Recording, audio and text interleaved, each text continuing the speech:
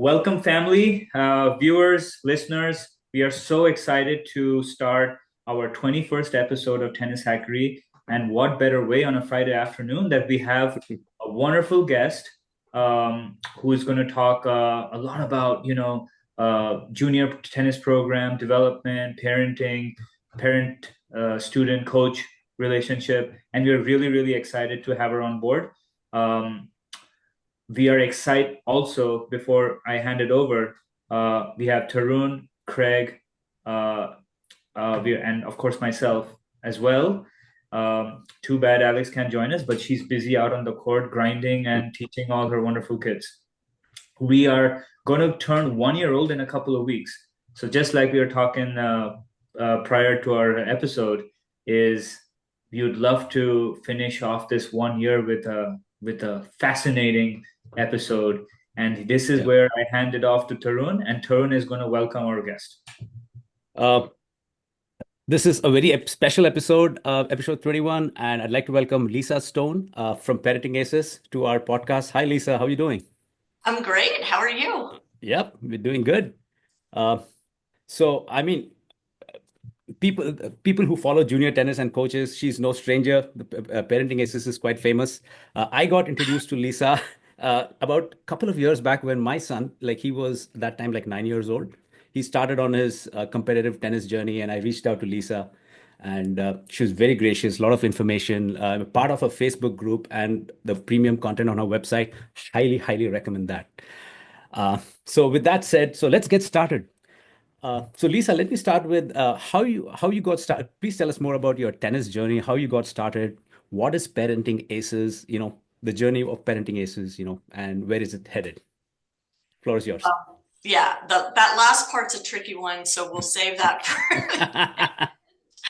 But yeah, I grew up in a tennis family. My dad grew up playing junior tennis, went on to play college tennis at Tulane University in New Orleans, won the national championship while he was there. I have two brothers. All three of us were taught tennis from a very young age. My youngest brother went on to play college tennis. My other brother and I both kind of hopped off the junior development pathway. I would say early high school years. I played high school tennis 1 year, and I think that was it for me for a while. And just, it's always been in my blood, I think. I always knew at some point I would come back to the sport. And when I got older and got married and started having kids, we lived in a neighborhood where there were tennis courts in the neighborhood. And so my kids each were offered tennis lessons at the neighborhood courts, and they each played and enjoyed it, as a recreational thing until my youngest, who's my son, really fell in love with the sport. And he decided that was it for him. That's what he wanted to do. His goal was always to play high level college tennis, and he committed his early years to training and playing tournaments and all the things that everybody's kid that plays junior tennis does, Right. right? Yeah. And he did go on to realize that goal. But along the way, I recognized that tennis had changed quite a bit from when I was a kid. I didn't really understand how to navigate through the different tournaments. I didn't really understand how the rankings worked, because when I was growing up, rankings came out in a published book once a year. Now, all of a sudden, they're available online anytime you want to go Yeah. see them. It was all very confusing. And so I started seeking information and guidance and mentorship from my son's coaches, from other parents, and really wasn't able to get the information I needed. I went to USTA. They didn't really have what I was looking for. And finally, I started getting some really valuable information in this Facebook group that I just stumbled on one day. I was comprised of former junior players who had risen to very high levels in the sport. And I started asking questions in that group and getting really, really helpful, concrete, actionable information from them. And one of the group members said to me after a couple of weeks, Lisa, if you have all these questions, certainly there are other parents out there that also need this information. Have you ever thought about starting a website? I was like, no, but I know how to do that. And so I started Parenting Aces at that point. I just created a website on WordPress and bought the domain parentingaces.com and started documenting my journey with my son. And at that point, my son was a freshman in high school. So I would write about the tournaments he was playing. I would write about things that happened in training, conflicts with other kids, questions that came up with his coaches, when he would get waitlisted for tournaments, what that experience was like and how we navigated all that.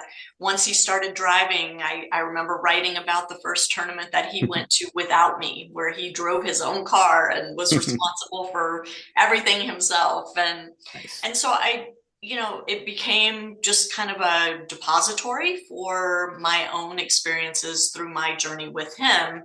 And a few months into doing the website, I was asked to host what was then called a radio show. Now we call them podcasts. And I was part of a network of tennis-related radio shows. But mine was the only one that really dealt with junior tennis and with parents. And so that's where the Parenting Aces podcast was born. We are now in season 14 of the podcast. Wow. And still going strong. And in terms of what's next, I honestly have no idea. I just had this conversation with a coach friend of mine, and he's like, are you going to keep doing this forever? Like, where's the fire? What's keeping you going? And I'm like, I mean, really, the fire keeping me going is that I still feel like there's so many families out there that need guidance, that need somebody to hold their hand through this journey, because sadly, our governing body, though it has gotten better, USTA is now doing these webinars on Zoom, and periodically, it's not a regular thing, but, they have some good information, but they still don't offer that one-to-one guidance, because Taryn, as you know, like every family is different. And not only that, every kid within every family is different. Yeah. So you can't just generalize that if your kid wants to play college tennis or wants to become a professional tennis player, first you do this, then you do this, then it just doesn't work that way, sadly. Yeah.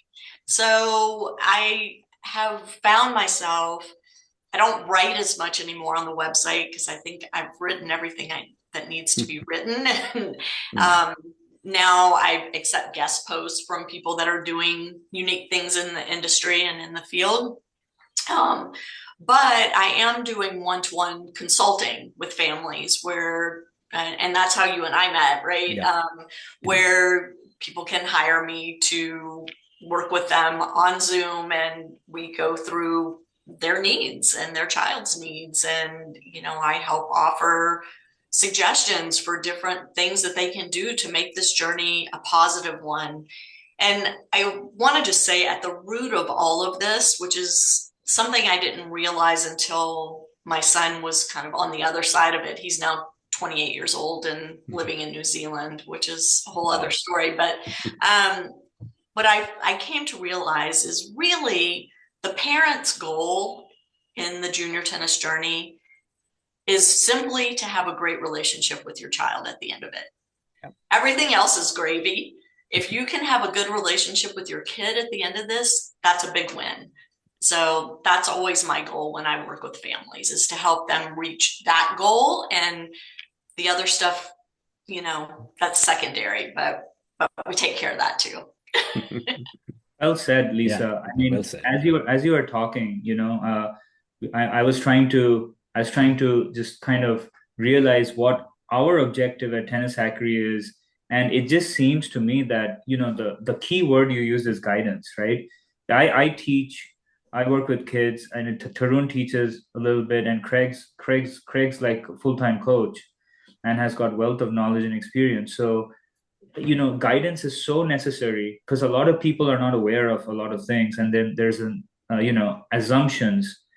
And, you want to guide them. You want to realize the potential of all these great students out there, and want to make sure that you guide them in the right path for success. Now, the where Tennis Hackery, just a little bit about us is, we are trying to bridge the gap in a way where we can provide services, knowledge transfer, expertise in a wholesome tennis, where we are looking at tennis from not just fundamentals and technically, but there's also like fitness, physical aspect, the mindset, the brain aspect, um, and a lot of other things, which goes into making somebody a wholesome or complete tennis player, right? So definitely there are pain points, and I think we are addressing a market, a niche market, a growing market. I just saw statistics that tennis is on the rise, USTA, which is great news for all of us, right? And I hope that we can collaborate in some ways, Lisa, as two entities, and help make it beneficial for all the juniors out there. And with that, I would like Craig to lead a discussion on starting. Craig, you have worked with a lot of juniors, and I have come hit with you. I have seen a lot of juniors out there at Ruby Hill. They're all great players. Um, what we want to discuss is what are the pros, the cons, the good things about like the junior teams tennis, like whole structure in the United States, and any trends that you see, any issues. How do we bridge that gap? Craig, please lead. Yeah. Well, going back, the actual tennis structure has changed quite a bit. Like Lisa said, things have changed. Sound like, we have a similar experience in juniors playing when we were younger. And then now, as a parent and as a leader of some of these kids, 30, 35 years later, things are just so different. And you have to organize things like JTT, and sometimes high school tennis, if you're a good player, is promoted all year round, even though they have an official season. Right. So, I think there's a lot of variables there for parents and players to take advantage of. To circle back to what Lisa said earlier, which is my favorite quote, I got little goosebumps of, you want to come out on the end of that as a parent and a child and having that bonding, like such a positive experience.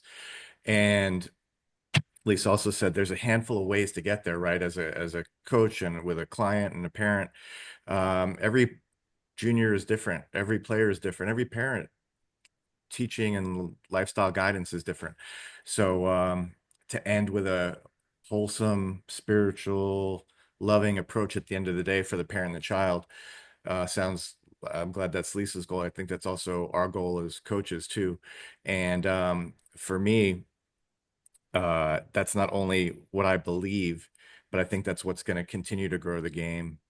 And tennis, just like anything else, being a lifetime sport, it's an all year round sport. And if these kids truly want to get into JTTs and tournaments, and Lisa can progress them into higher avenues of learning and playing, they're going to have to play all year round. Lisa, what are some of the things now in modern day tennis, since you and I are some of the elder statespeople here, what can you share with us regarding some of this either local or national, regional tennis that's out there for our players? Well, I mean, it's so interesting because when you and I were coming up, all we had available to us were USTA tournaments, right? That was it. That's what you played. Now we've got USTA, but we've also got UTR, which, by the way, that announcement just came out that UTR and USTA are now holding hands again. Yep, and then back. Yeah, I'm not real sure what that's about. I've actually got a request in to have UTR on our podcast again to talk about what's happening there. But I mean, so there's UTR events. There's, as Craig mentioned, the JTT, junior team tennis. There's high school tennis, which was around when I was a kid.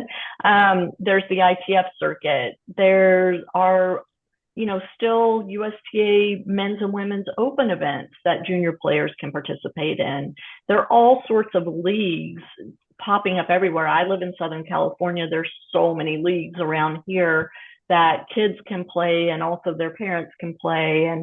And so it's figuring out how to navigate all of this, and first of all, making sure that the player, him or herself, has figured out what it is they want to accomplish with their tennis. What is the goal, right? And then once we have that goal, breaking it down into manageable pieces so that working toward achieving that goal doesn't become this bumping up against a wall thing, but rather becomes a steady progression with, yes, setbacks, absolutely, because that's life, but always moving forward, even if it's just teeny bits at a time.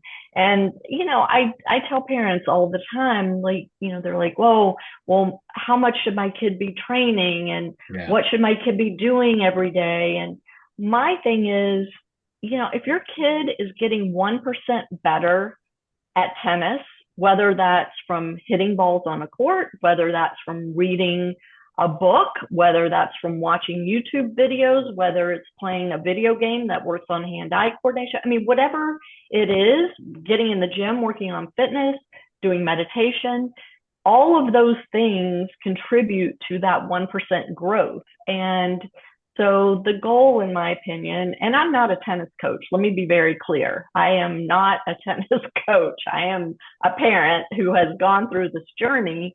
But if our kids are focused on that 1% incremental improvement every time they take the opportunity to work on their tennis, and that does not mean they need to do it every single day. At some point, if the goal is to play college tennis or to play professional tennis, then yes, they need to be working on tennis every day. Right. But along the way, taking breaks, refreshing the mental state, letting the body rest and recover, all these things are important components to finding success in this sport.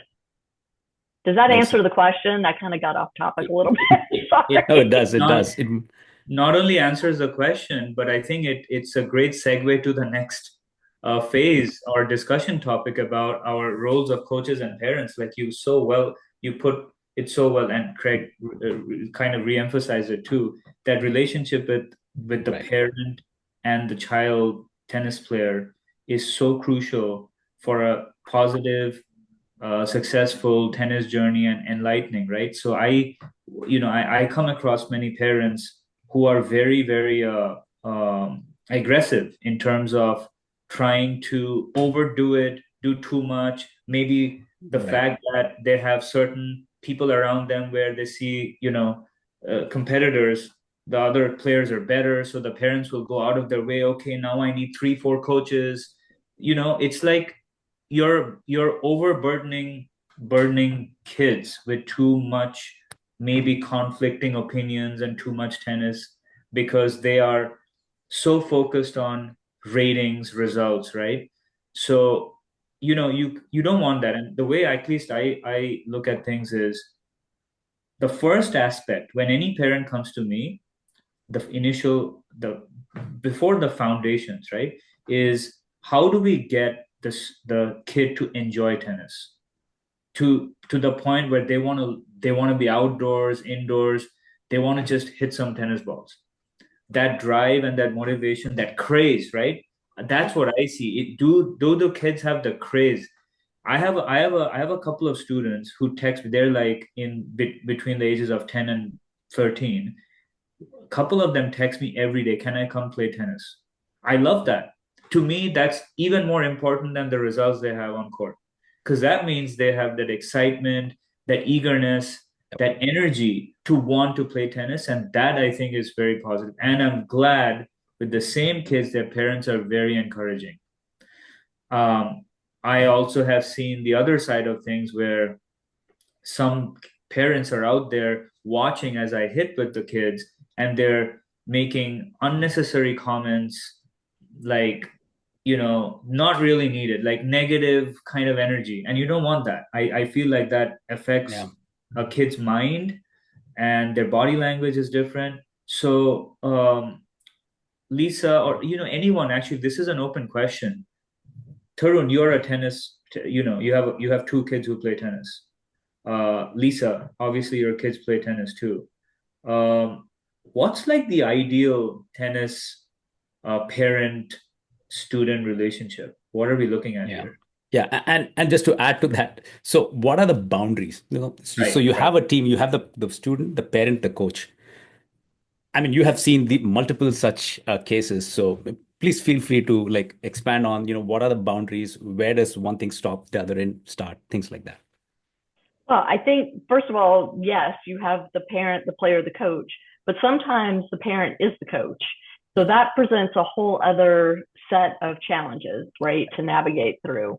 And I think, one of the things that I've tried to do with Parenting Aces is not just educate parents, but also open junior coaches' minds to some different ways of approaching these relationships, because I think tennis parents have gotten a bad rap over the years. I mean, you hear, the whole soccer mom thing, and tennis parents are lumped into that same category, I think, of being overbearing, not understanding their place. And frankly, from where I sit, that's the junior coach's job, is to define those boundaries. The first time a family comes to work with you as a coach, you should be having that conversation with the kid and the parent. Player, here is what I expect from you if I'm going to work with you as your coach. And parent, here's what I expect from you if I'm going to work with your child and your family. And oftentimes that does not happen, that conversation. It just doesn't happen. And then the coach is frustrated, the parents are frustrated, the poor kid's stuck in the middle because they love their coach, they love their parents, they don't want to disappoint anybody. And it winds up being this whole, disaster. So I want to encourage any coaches that are listening to this, if you don't already have that conversation with families, and it's not just a one-off thing, it's not just something you do the first day. This is something that needs to be revisited as the kid is developing in their game, and maybe they're starting to play higher level tournaments, and more travels involved, and more expenses involved, and more responsibility is involved. And so these conversations need to be ongoing.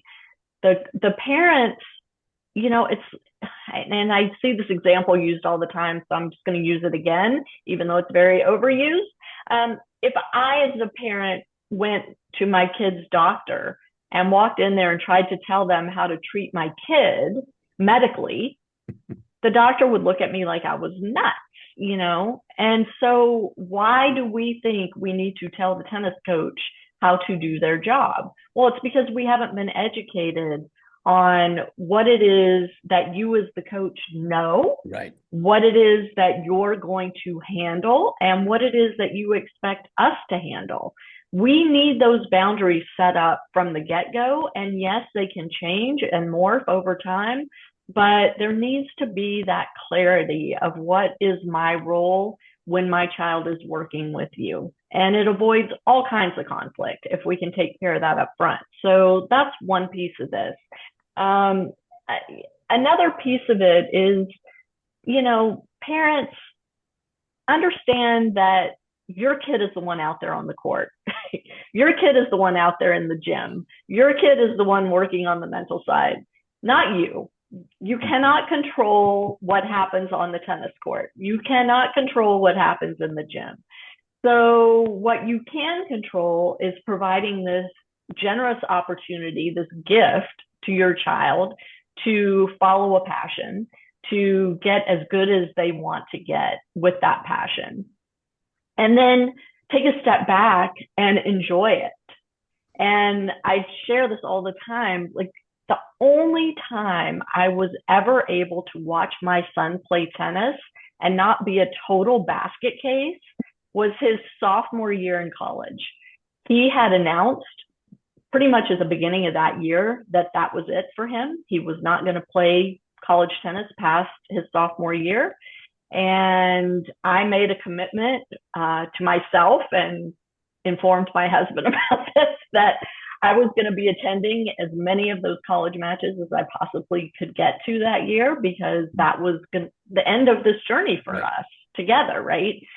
I went to those matches and just was joyful. Like, it didn't matter if he won or lost. I mean, of course, the team wanted him to win and he wanted to win. But from where I sat, there was nothing riding on him winning or losing a tennis match. It was all about the joy of watching my kid do this thing that he had gotten really good at and that he had thrown himself into since the age of 7 or 8.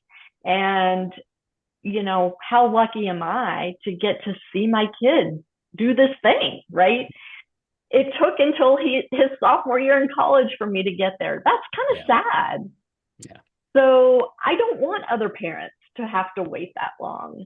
I'm not there yet. Joy. Yeah. Well, I mean, it's hard, right? You feel every double fault. You feel every net ball. You feel every missed return. You know, you can't help it. We are connected with our children that way. But my gosh, if you can find a way to just focus on the joy of watching your kid do this thing, like, how awesome is that? Yeah, very well said. Yes. Yeah, great. What else did you ask me that I forgot to answer? Oh, no, you answered it great.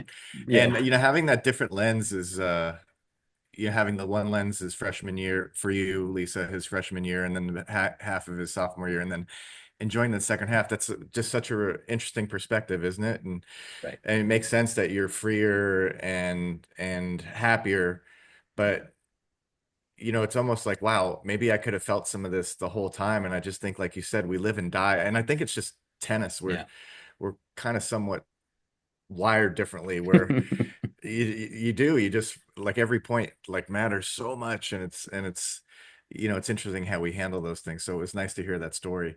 And, you know, the one thing that I do like is that even though there's many ways to go in this preparation for this parent coach client journey, having those boundaries being able to be set up either at the beginning or what you said, Lisa, it can be done anytime, right? It's not a black and white. It's like, oh, we're starting, so the coach is going to meet the parent and the coach is going to meet the client, the child, and we're going to have this meeting. It doesn't always work that way, if at all. And eventually you meet everybody and then you have a chance to chat, but that might be a month in, it might be 2 weeks in, it might be 2 or 3 months in, depending on how busy the parent is, because they're relying on the coach to do all the work. And then the parent, sometimes, whether they're working, they're traveling, they can't get to the coach all the time. And they just are, the child is the viaduct, right, of information. How to go with coach today, how to go to coach last week. And, you know, it's gets lost in translation, some of the information from the child to the coach. So getting on board to be on the same page and then continuing to set those parameters and boundaries are critical for that player's success. And I've had parents come to me and just say, hey, I want you to be harder on my kid. You know, the way I grew up, you know, my teacher used to, you know, like, hit me or whatever. I'm like, listen, those days are over. And, you know, kids, maybe they need a kick in the butt, but maybe they need a hug, maybe they need a high five, maybe they just need a silent fist pump and a head nod. You know, we have to manage that. And I think what you said, Lisa, at the beginning was, when you can have the parent be the emotional support and tennis at the end of the day with a little bit of support and love, that's like the best thing. And I know what I tell my parents is, like, hey, if your child is coming to clinic twice a week, if they have a private with me once or twice a week, and then if you can get out on that 5th day or that 4th day and just hand feed ball, like, don't pretend like you know where their wrist position should be or what you see on the backhand. Let me be bad cop and let me worry about that. I want, when that father goes to his son or daughter and says, hey, let's go out to the park on Sunday and hit some balls, you want the kid to be happy and not be like, oh no, dad wants me to go out and play tennis. He's just gonna critique me. And I already get that from coach. And that's what I try to tell the parents, is like, let us be bad cop, plenty of good cop too, but let us handle those issues during the week. Take that off your plate and just go out and have fun. Get your kid out there on a nice, happy Sunday and be joyful, and don't live and die by every shot into the net. Have fun and look at it through a different lens. And, you know, you said that so well. And if parents had that, it could be so much better for the relationships that we're talking about. And I want to just add to that, Craig, that, I messed up plenty. I mean, plenty over my son's journey. And I think that it's important as parents that we give ourselves some grace through this process as well. You're going to screw up. We're human. It's going to happen. And it's okay. And what I learned was when I did mess up, if I went to my son and said, I did that wrong. I should have said this other thing instead of what I did say, or I should have just kept my mouth shut, or, I shouldn't have let you get away with this thing I let you get away with on the court, whatever it was. My son then started to understand that I'm not perfect. I'm human. It's okay to mess up. It's important to own our mistakes. It's important to admit to them and then to try and do better the next time. And it doesn't mean that you're not going to make that mistake again. You might, but at least owning it and showing your child that adults mess up too, we're not perfect, I think is really important. And I think it's one of the things that has led to my close relationship with him is that he puts me on a pedestal, but that's for other, it's because he's grateful for the opportunities that we shared throughout his formative years, but he also gets that I'm not perfect and that it's okay to mess up. And one other story I want to share that I think is really important is, as parents, we tend to get caught up in this notion that our kids have to train every single day, and that if we want to plan a vacation, we have to build tennis into that vacation. If we're going to a family wedding, there has to be time to go hit or get in the gym.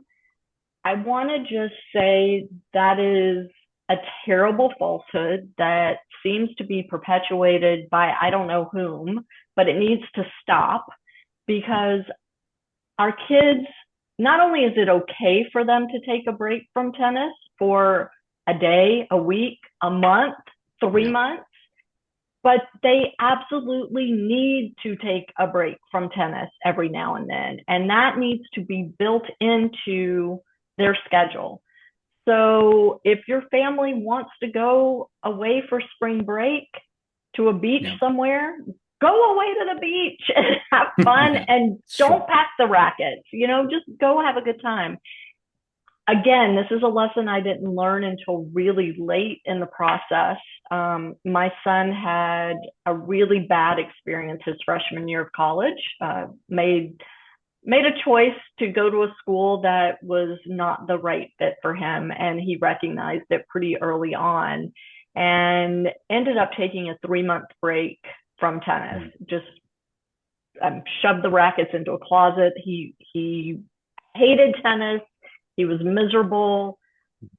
It was just a bad experience, but for 3 months, didn't have anything to do with tennis, didn't hang out with the guys on the team, didn't do anything related to tennis. And after a 3-month period, called me and said, Mom, I want to transfer. I want to play tennis next year. And can you help me put together a list of programs that might be a good fit for me? And that summer, after that 3-month break, he got in the gym, he got on the court. It was all self-driven. He found himself a place to go play sophomore year that ended up being a gift in so many ways that have nothing to do with tennis. And, came back mentally refreshed, physically refreshed, motivated, excited, all the things that had kind of disappeared over the last few months. So don't think your kid has to be on the court or doing something tennis every single day in order to achieve a high level in the sport. Let them take breaks.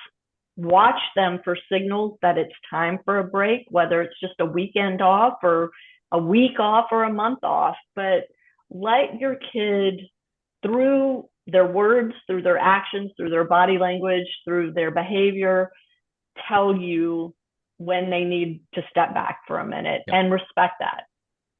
Yeah, nicely. So that's a great story. Good reality check.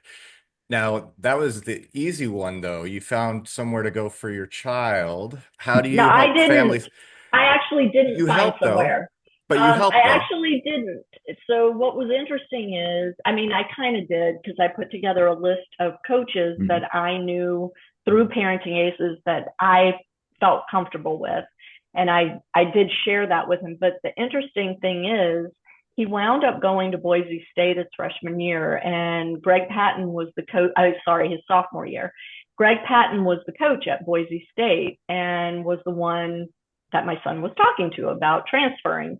And they had several phone conversations. And in like the third or fourth conversation, Greg asked my son, "So tell me a little bit about your family. What do your parents do? You know, who are they? What do they do?" And my son said, "Well, you know, my mom, she's the Parenting Aces person." And he said, "Wait, that's your mom?" Like, he had no idea that my son was my son, and which was an enormous confidence boost for my kid, I have to tell you, to realize that this coach wasn't offering him a spot because of anything I had done. It was 100% because of the conversations that they had had and my son's past performance and yada, yada, yada. So that was kind of interesting. Yeah, for sure. And so with that being said, then how do you transition your clients into finding, if they ask you, you know, "Hey, I need to find a coach, or maybe I'm not happy, I don't have anybody right now," discuss how you help your clients find coaches and progress their tennis journey. Oh my gosh, this is like the hardest thing that I do. It's the hardest conversation I have, because as you guys know, there are parts of the country that are not very tennis friendly, whether it's weather conditions, whether it's just a small town that doesn't have facilities or coaches or other players. I mean, there's so many different scenarios, right? And luckily, we live in a time where virtual coaching is coming into its own and is becoming a great alternative for families that don't have personal access to a coach in their area. And so, you know, one of the things that I have done over these last 14 years, I guess, is build relationships with junior coaches around the country that I feel comfortable saying to a family, you know, maybe you should reach out to this coach, excuse me, and have a conversation. But the thing is, with finding a coach, is there's so many variables. I mean, the first one is, does the coach know what they're talking about? You know, are they trained? Do they have experience? Do they know how to actually teach the game at the level where your child is going to start their relationship? So if you're a beginner, that's very different from a kid that's already playing national tournaments and needs a new coach, right? And or a kid that just wants to play high school tennis, you know, and that's their goal, versus a kid that wants to go on to play high level college tennis or turn pro. So understanding your kid's goals is the first step in helping you identify a coach that is going to be able to help them progress toward reaching that goal. But, you know, personality plays a huge part. So understanding the coach's philosophy and, you know, how do you inspire the kids that you work with to keep coming back day after day and putting in the effort. It's hard. Tennis is freaking hard. Like, it's physically exhausting. It's emotionally just a battering ram, because you go from the highest of highs when you win a match to the lowest of lows when you lose one, and everything in between. And yet you have to keep coming back day after day after day and putting yourself in front of that battering ram another time. So, you know, having a personality mesh is super important, in my opinion. And there are coaches that I think are great, and I'll send families to that coach, and then I'll hear from the parents, oh, this was not the right fit for my kid. This coach's approach does not gel with my kid's personality or my personality, or and so that's humbling for me. And well, less so now, but when I first started doing this, it was super humbling because I thought I was giving this great advice, and then they come back at me with didn't work. I go through the same thing when you show a client how to do their backhand, and didn't work that time. We got to just do it a few million more times and it'll be fine. Exactly. Well, and it's, if you, excuse me, I've got something in my throat. If you watch the great coaches, and Craig, I'm sure you're, one in that category, they do have multiple ways of teaching things. It's not do it this way and that's all I got to offer you. If you can't get it, too bad for you, right? So I think that's something that comes with experience, but it's also something that comes with good mentoring. And I am a huge proponent of coaches having mentor coaches that they can bounce ideas off of, that they can go watch in action, even if it's on YouTube or whatever. I think having that resource available, and again, we're so lucky to live in this age where so much is available to us, but the flip side of that is you have to have enough knowledge to weed out the good stuff from the bad stuff, and that can oftentimes be challenging.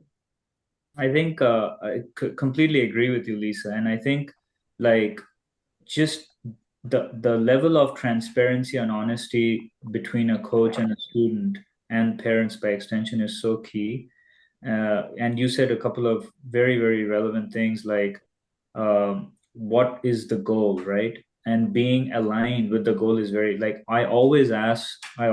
whenever I teach, one of the few things, once I see potential and then, the kids are playing tournaments and stuff, I go see some of my students playing tournaments, and I can see the drive, their progress, and just general enthusiasm. You have to be honest. Like if this person has that potential to go far, they should be given the right pathway to getting there. And can I interrupt you 1 second? Yeah, because for sure. I think it's important also to note goals can change, and that's okay. And one of the other conversations that I have with parents when I meet with them one-on-one is it's important to check in with your kid every 3 months, every 6 months, just to make sure that the goal is still the goal. Correct. And then once the goal is established and the child has expressed it and they can take ownership of it, then going to the coach and having a meeting, the parent, the child, the coach, having a meeting together where the child says to the coach, this is what I want to accomplish. And the coach then explaining not just to the child, but also to the parent, okay, if that's your goal, these are the things that you need to do to achieve that. And then getting buy-in from the kid that they're willing to put the work in, and from the parent that they're willing to put in the time and money, because it ain't cheap, to get there. And then understanding how the three of you are going to work together to get the child moving toward that goal. But again, just because at age 8, the kid wants to be the next Serena Williams, doesn't mean at age 12, 14, 16, that's still the goal. That's right. The goal could change, and then the pathway changes, the commitment level changes, the type of training changes. Yeah. And I think it's necessary to check in regularly, frequently, right? And I agree, it's dynamic. It can change. I know some kids who play a bunch of tournaments and then they're not winning and they get demotivated, and it's different. Then all of a sudden they don't want to play tennis again, right? So it's like it kind of dependent on their mood, performance, but also having the right positive circle of people or the environment is very important. So, one of the reasons I went, like Craig is a buddy of mine who I met, but we were playing on the same team. and I went to his where he coaches just to be like a hitting partner. And it's one of the things. And Craig, I'm gonna talk a little bit about you here because I think it's relevant. We talk about personality match. Um, Craig is a very, very knowledgeable person, which I appreciate. I think having experience is important in this field. Somebody who can understand your emotions, somebody who you can talk deep with, and somebody who you trust, right? And Craig is like a buddy outside of court. So I feel like when I'm on court and I take him seriously, I value what he says, and I see true value in some of the drills that we do as like hitting with some of his players.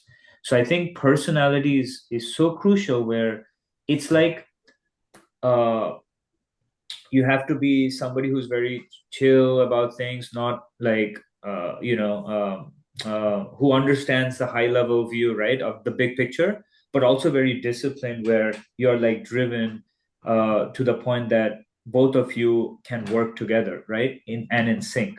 So I enjoy Craig on court because he's just a great dude, like it's important. Like that's the kind of relationship I try to build with my kids. Like they're kind of like my friends. Outside, they're much younger, but I take them out for meals, ice cream, frozen yogurt, this, that, because I think at the end of the day, having that trust is very important in that relationship. Craig, Absolutely. you can speak more about. You have so many wonderful like hitting partners, kids, students. Listen, I want to do more shows on Friday because Soham's in such a great mood. He just complimenting me left and right. So more Friday afternoon shows, please. Yeah. So Soham, thank you so much. And one of the things that so not only having this symbiotic relationship of I mean, we can get on pretty quick. Like Soham, it's been a few years since we've known each other for sure, right? But it feels like a decade. And I think when you have that relationship with a buddy who, like, listen, I respect Soham's knowledge and work ethic. So when I see him on the court, we're not only sharing ideas, but then we try to go out and execute them right away. And it's like, hey, how did that feel? Did that work for you? Did you feel that inside swing path? And yeah, this is what I felt. And it's so when you talk about things that are fun and nerdy or just you're breaking a sweat, getting in the work and the reps, and with somebody who can appreciate that, yeah. So it's all good. And we have a lot of buddies, and with Tarun and Scott Monosmith and some other players that we have down there in Fremont and the Bay Area. It's just that we're blessed to have a collection of people. Now, with that being said, we can appreciate the wholesome altruistic parts of tennis just as much as the winning and losing records. So Lisa, I have a question. My final question for you is, I am a big micro and macro guy. So I think we have to have a long-term, big macro umbrella marathon view. But then so you plan big, but you take little steps to get there, right? Yep. How about you and your approach? What can you share with us regarding, making sure that our clients, or even the people that you have, aren't just wrapped up in one loss records, ratings, whatever their cookie is? How do you temper that and measure that to make sure they still have this wholesome view that we all have for tennis? Yeah, to rephrase, to add to that, we have this term RRR, the ratings rat race. So please. Yeah, how do you deal with that? Yeah, it's become so tough. And I honestly, we didn't have that as much when my son was playing. UTR was kind of just coming into its own. So yes, we had it with USTA rankings and kids chasing points, and I wrote a bunch about that, when he was in the throes of it.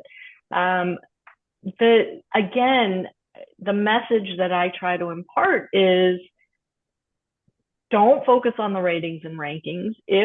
And I try not to use negative, so let me retract that. Instead of focusing on ratings and rankings, focus on 1% improvement every day. If you focus on 1% improvement every day, the ratings and rankings take care of themselves. That's the message. Now, it's really easy for me to say. it's way harder when you're at a tournament and the first thing that your kid hears when they walk up to the tournament desk is, oh, you're playing so and so, they're a UTR this or they're ranked this. And, you know, how do you combat that? Like, it's terrible. And I have talked to coaches, I've talked to parents who say, you know, we just don't look at any of that stuff. We never go on those websites. We don't pay attention to any of that. But honestly, there's no way to avoid it. It's on the draws posted at the tournament.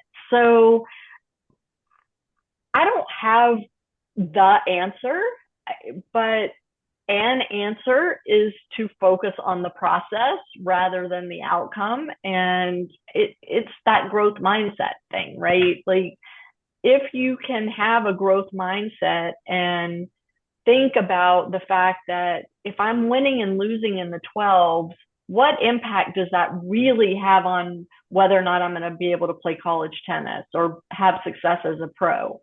The answer is very little to none. Yeah. There's so many kids that are number one in the 12s and they're nowhere to be found by the 16s. They've completely burned out. They've left the sport because everybody's caught up or surpassed them, and they don't understand how to lose because all they did was win at an early age. Losing is such a huge part of this sport. Every kid except one loses at every single tournament. Well said. Yeah. I mean, it's just how our sport works. So if you can't learn how to lose and bounce back from that, and yeah, when you lose, it feels terrible. Nobody likes to lose, but give yourself a moment or several moments to process the loss and then start to reflect on, okay, what can I learn from this? And there's, you know, that famous quote, I think Rafa said, I don't know who said it. I think Rafa's attributed to him, but I either win or I learn, right? That's the quote. So you have a lot more to learn from matches that you don't win than the ones that you do win, because there are things to look at that you can improve upon, whether it's fitness level, whether it's focus, whether it's mindset, whether it's a grip change, whether it's speed and agility, whether it's tactics, whether it's, you know, stroke production. I mean, there's so many ways to get better in our sport. And even the number one in the world is constantly striving to get better because everybody behind number one is trying to be number one. So this sport is about daily improvement. And if you can focus on that rather than worrying about the number beside your name, you'll be much happier. As a parent, you'll be much happier that you're not focused on your kids' rating and ranking, because that is just a rabbit hole that is not pleasant for anybody. And, you know, just focus on getting better. Again, the goal is to become the best version of yourself, whatever that means for that particular individual. And through hard work is how you become that best version of yourself, not by having a number slapped next to your name. So that was oddly the quote you just said was oddly my Instagram handle. So basically I believe in that, and that's kind of what at least me, Tarun, and Craig, I mean, Tennis Hackery in general, all of us, that's our objective, you know, the way we teach, we want to make sure it's growth mindset. And we can just endorse right here, right now, that tennis is the best sport. And everybody there, you know, no disrespect to other sports, obviously, but maybe a little. Yeah. Proven by science now, right? It's proven by science. You live 9.7 years longer by playing tennis. So there's so many life skills that you can learn out of playing tennis. And I tell at least my students that, you know, there are many things you can learn which are applicable to life outside of the tennis court. So great sport. And, you know, I encourage everybody, if they can afford it, and if they're willing to and interested, to play the great game of sport. With that, Tarun, I hand it over to you. Yep. I think so. Yes, we can go on. We can go on go on for hours. But yeah, I told you. Yes, so we are coming to the final segment. So a final question for you, Lisa, is our name is Tennis Hackery. So the hack is in the term. So we'd like to ask all our guests this question. What specific thing in life that you have hacked? Hacked as in, probably you came up with on the fly thinking for a solution to a problem, or, either on the court or off the court. So yeah, I'll make it easier for you. Yeah. Oh God, that's a hard one. Yeah. My tennis hackery. I mean, I'll give a very large one that was very personal, which was there was a period of time 6 years prior to COVID that all of my children were living in California and I was living in Atlanta, and I was spending a lot of time going back and forth. So my hack was to move to California to be closer to my kids. Now one of them has moved to New Zealand, and so that hack kind of came back to slap me in the face. But no, that's a very personal one. But I don't know. I think in terms of tennis, my biggest hack has been every time I go on the court to remind myself how lucky I am to have the opportunity to be on the tennis court. Right. And that usually when I'm playing tennis, my husband's sitting at his desk working.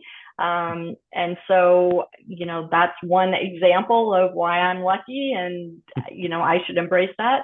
But also there's so much going on in the world right now. And, what a gift to be able to go outside, be with friends, hit a tennis ball around, get some of that angst and aggression out of my body in a very, positive way, something that's beneficial, not just to me, but also to the other people that I share the court with, because we all have to be there together to have a game to play. And I think that's my hack, is keeping that front of mind when I go out. Even if I'm having a bad day on the court, it's still better than the best day sitting at a desk.